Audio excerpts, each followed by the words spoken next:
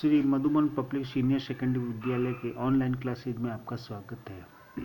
कक्षा 12 विषय political science, विषय राजनीति विज्ञान, प्रकरण संसद। और आज मैं जो संसद के सदस्यों द्वारा शपथ के साथ इस प्रकरण का प्रारंभ करते हैं। शपथ।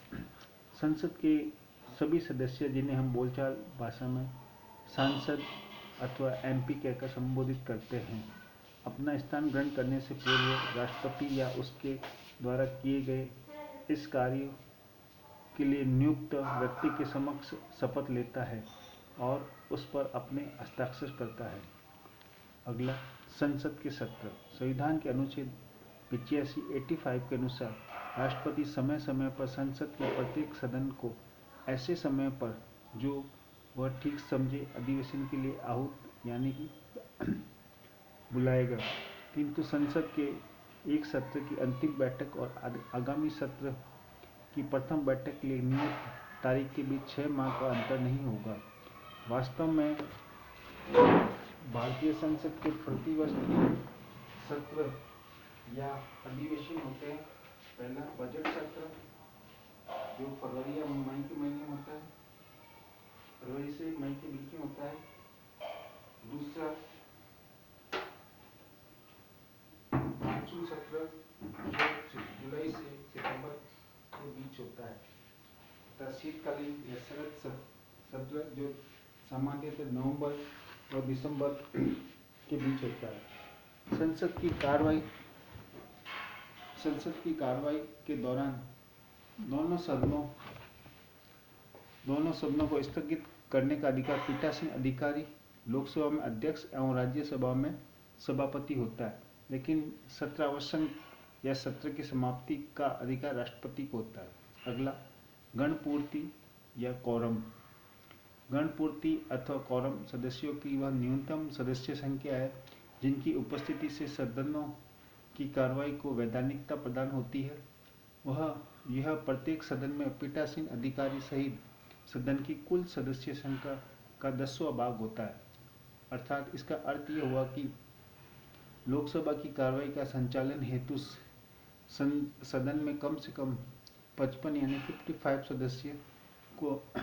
सदस्य संख्या 545 का 10वां भाग एवं राज्यसभा की कार्यवाही संचालन हेतु सदन में कम से कम 25 सदस्य, कुल सदस्य संख्या 245 यानी 245 अवश्य होनी चाहिए।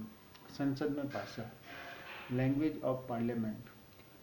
संविधान के अनुसार संसद में कार्य संचालन की भाषा हिंदी व अंग्रेजी है, किंतु पीठासीन अधिकारी किसी ऐसे सदस्य को जो हिंदी या अंग्रेजी में अपनी बात को अभिव्यक्त न कर सके, वो अपनी मातृभाषा में बोलने की अनुज्ञा दे सकता है।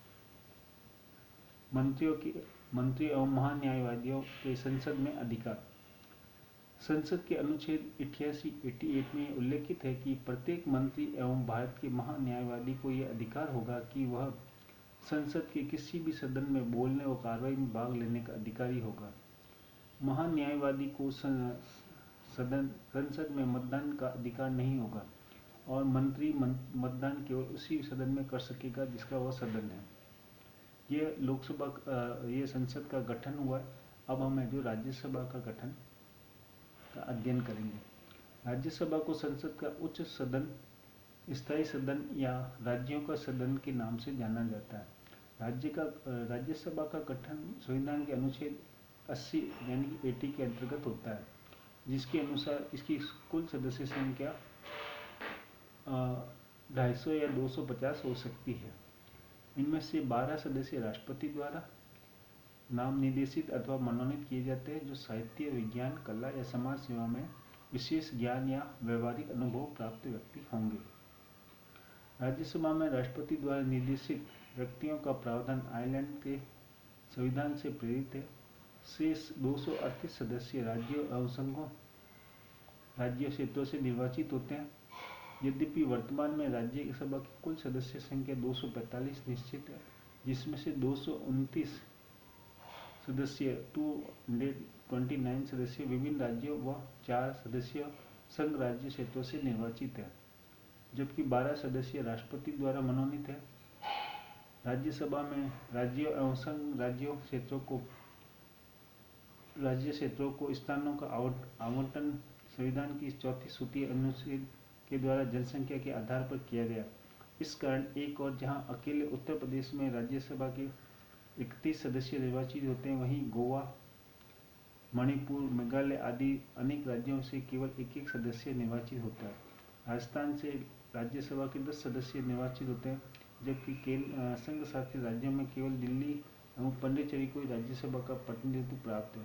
शेष को नहीं। इस प्रकार अमेरिकी कांग्रेस के उच्च सदन सीनेट के समान सभी राज्यों को समान प्रतिनिधित्व देने के स्थान पर भारत में राज्यों को समान प्रतिनिधित्व दिया गया है। राज्यसभा के सदस्यों का निर्वाचन।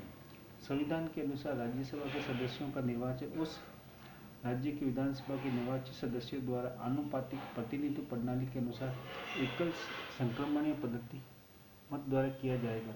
अतः राज्यसभा के सदस्यों को निर्वाचन अप्रत्यक्ष रूप से होता है। जैसे राजस्थान से राज्यसभा के सदस्यों का निर्वाचन राज्य विधानसभा के उन 200 विधायक मिलकर करेंगे। राज्यसभा चुनाव के लिए हाल ही में 2 संशोधन हुए।